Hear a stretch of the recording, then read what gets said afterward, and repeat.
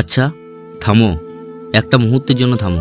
আমি জানি এই মুহূর্তে তুমি এমন একজনকে নিয়ে ভাবছো যে তোমাকে প্রত্যাখ্যান করেছে, যার কাছ থেকে তুমি একটা কঠিন না শুনেছ। কিন্তু সত্যিটা হলো তুমি তাকে ভুলে যাওনি, বরং ওই নাটা শোনার পর তোমার মন যেন আরও বেশি করে তার দিকে ছুটেছে। কেন এমন হয়? কেন এই প্রত্যাখ্যান তোমার ভেতরে এমন এক অদম্য আগুন জ্বালিয়ে দেয়? কেন তুমি সহজে হার মানতে পারো না? আজ আমি কেবল আবেগের কথা বলবো না, আজ আমি তোমার ভেতরে সেই লুকোনো শক্তি, জেদ এবং অহংকারের সবচেয়ে গভীর বিশ্লেষণ করব। তুমি জানো এই নায়ের পেছনে কত বড় সুযোগ লুকিয়ে আছে? এই ভিডিওর প্রত্যেকটা সেকেন্ডই মনোযোগ দিয়ে শোনো, কারণ এই কথাগুলো তোমার জীবনে মোড় ঘুরিয়ে দিতে পারে। প্রথমে আমি তোমাকে সবচেয়ে কঠিন সত্যটা বলবো। যখন কেউ তোমাকে না বলে, তখন সেটা কেবল ভালোবাসা প্রত্যাখ্যান নয়, সেটা তোমার ব্যক্তিগত ইগোতে সরাসরি আঘাত করে। তুমি হয়তো ভাবো, কে আমি? আমাকে ও প্রত্যাখ্যান করলো, আমি কি ও যোগ্য নই? এই প্রশ্নটা তোমার মনে আঘাত করে। তুমি নিজেকে প্রশ্ন করতে শুরু করো, আমার লুক, আমার ব্যক্তিত্বে, আমার সাফল্যের স্তরে কি এমন কমতি আছে? আসলে তোমার এই অস্তিত্বে সেই মানুষটির জন্য নয়, এটা হলো তোমার নিজস্ব মূল্যবোধকে প্রমাণ করার জেদ। তুমি প্রমাণ করতে চাও যে তোমার মতো একজন মানুষ কখনোই প্রত্যাখ্যানের যোগ্য হতে পারে না। এই প্রাথমিক জেদটাই তোমাকে তার প্রতি আরও বেশি ফোকাসড করে তোলে, যা ভালোবাসার চেয়েও বেশি শক্তিশালী একটি মানসিক চালিকা শক্তি। দুর্বলতা, আকর্ষণ, কঠিন জয় ও বড় পুরস্কার। মানুষ হিসাবে আমরা সবসময় সহজলভ্য জিনিসকে তুচ্ছ করি। তুমি বলো তো, যে জিনিসটা সহজেই তোমার হাতের মুঠোয় চলে আসে, তার প্রতি তোমার কৌতূহল কি বেশি থাকে? না, থাকে না।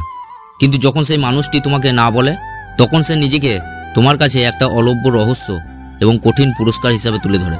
তখন তুমি ভাবো, যদি সে এত সহজে ধরা না দেয়, নিশ্চয়ই তার মধ্যে এমন কিছু আছে যা বাকিদের চেয়ে তাকে স্পেশাল করেছে। আর এই দুর্লভতার ধারণা তোমার মস্তিষ্কে একটি বার্তা পাঠায়, এই জায়গাটি হবে খুব কঠিন, আর তাই এই পুরস্কার হবে অসাধারণ। এই চ্যালেঞ্জটা জেতার নেশায় তোমার মনকে নিয়ন্ত্রণ করে। তুমি সেই রহস্য ভেদ করতে চাও, তুমি সেই পুরস্কার জিততে চাও। এই আকর্ষণই তোমাকে থামতে দেয় না, আর তখনই শুরু হয় মনোযোগের খেলা, চূড়ান্ত প্রমাণের তাড়না। বন্ধুরা, এই পর্যায়ে এসে আমাদের স্বীকার করতেই হবে যে এই লড়াইটা অনেক সময় ভালোবাসা থেকে সরে গিয়ে কেবল একটা মনোযোগের খেলায় পরিণত হয়। তোমার আসল লক্ষ্য কি সত্যি সম্পর্ক, নাকি শুধু একবার তার কাছ থেকে একটি হ্যাঁ বা তার আফসোস দেখতে চাও? এই নায়ের পর তুমি নিজেকে আরও উন্নত করতে শুরু করো। তুমি জিমে যাও, নতুন পোশাক পরো, নতুন নতুন পোশাক কেনো, কেরিয়ারে আরও কঠোর পরিশ্রম করো। কেন? কারণ তুমি চাও একদিন সেই মানুষটি যেন তোমাকে দেখে আফসোস করে। তুমি চাও সে যেন ফিরে এসে বলে, আমি তোমাকে হারিয়ে ভুল করেছি। এই পুনরায় মনোযোগ আকর্ষণ করার তাড়না যতক্ষণ না পূরণ হচ্ছে, ততক্ষণ তোমার ভেতরের অস্থিরতা থামে না। যতক্ষণ তুমি প্রমাণ করতে না পারছো যে তুমি যোগ্য, ততক্ষণ তোমার মন এই খেলা চালিয়ে যেতে বাধ্য হয়। এটাই আমাদের ভেতরে সবচেয়ে বাস্তব সত্য। আর এই সত্য যখন তোমার ভেতরে জেগে ওঠে, তখন জেদের সঠিক ব্যবহার, নিজেকে গড়ে তোলার সুযোগ তৈরি করো। এখন তুমি তোমার ভেতরে এই প্রবল শক্তি এবং অদম্য জেদ দেখতে পাচ্ছ। এই মনোযোগ, এই অস্থিরতা, এটাকে শুধু একজনকে জয় করার পেছনে নষ্ট করো না। এটাই তোমার জন্য আসল মোটিভেশন। তোমার ভেতরে এই আগুনকে তুমি তোমার কেরিয়ারের লক্ষ্য, তোমার স্বপ্ন এবং তোমার ব্যক্তিগত সাফল্যের পেছনে লাগাও। তুমি যদি এই জেদটা তোমার উন্নতিতে ব্যবহার করো, তবে কি হতে পারে একবার ভাবো। তোমার আত্মবিশ্বাস বাড়বে, তোমার মূল্য বাড়বে। তুমি যখন সফল হবে, তখন আর কারো হ্যাঁ বা না এর ওপর তোমার সুখ নির্ভর করবে না। মনে রাখবে, তোমার সফলতা এবং তোমার আত্মনির্ভরশীলতা, এটা পৃথিবীর সবচেয়ে বড় আকর্ষণ। এই নাকে তোমার জীবনের সবচেয়ে বড় প্রেরণা বানিয়ে নাও। সবশেষে বলবো বন্ধু, তোমার জীবনে নাকে তুমি তোমার সাফল্যের প্রথম ধাপ হিসেবে ব্যবহার করো। কারণ তোমার ভেতরের আগুন যদি তোমার লক্ষ্যকে ছুঁতে পারে, তবে পৃথিবীর কোনো না তোমাকে আর আটকাতে পারবে না।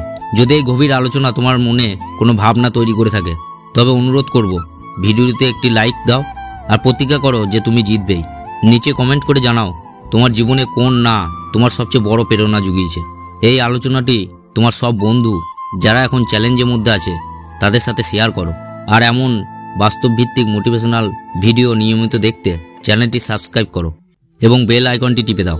তোমার মূল্যবান সময় দেওয়ার জন্য অনেক অনেক ধন্যবাদ। নিজের ওপর বিশ্বাস রেখো, নিজেকে নতুন করে গড়ে তোলো। আবার দেখা হবে পরের ভিডিওতে। ততক্ষণ পর্যন্ত ভালো থেকো, সুস্থ থেকো।